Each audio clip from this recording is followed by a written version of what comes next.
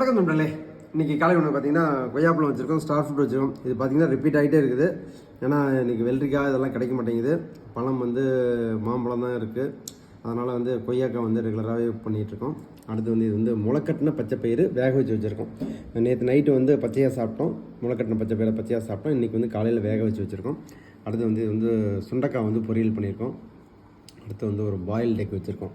இன்றைக்கி என்னன்னு பார்த்தீங்கன்னா காலையிலேயே சோறு வச்சாச்சு. தூயமல்லி அரிசி ப்ளஸ் கத்திரிக்காய் நிறையா போட்டு சாம்பார், மாங்காவும் இதில் இருக்குது. இத்தனை மாங்காய் போடாமல் சாம்பார் வைக்கிறதில்ல. சாம்பார் பார்த்திங்கன்னா நிறையா இருக்கேன்னு நினைக்காதீங்க. 2 பேர்த்துக்கு இவ்வளோ இது கொஞ்சம் அதிகம்தான். நாளைக்கு சித்ராவுக்கும் இது வரும். ஓகே, இப்போ நிறைய பேர் டின்னர் வீடியோ போடுப்போன்னு கேட்டிங்க. நேற்று நைட் டின்னர் வீடியோ போட்டிருந்தேன். நிறைய பேர் பார்த்துருக்கிறதுக்கு வாய்ப்பு இல்லை, ஏன்னா லேட்டாக போட்டதுனால. அதனால் அதை பாருங்கள். அதை பற்றின உங்கள் கமெண்ட்டையும் சொல்லுங்கள். அப்புறம் இன்னொரு விஷயம் நேற்று சொல்லியிருந்தேன். இன்றைக்கி ஆன்லைன் யோகா ப்ரோக்ராம் ஸ்டார்ட் பண்ணுறோன்னு சொல்லியிருந்தோம். காலையில் 6:30 மணிக்கு ஸ்டார்ட் பண்ணியாச்சு. நிறைய பேர் லிங்க் கேட்டிருந்தீங்க.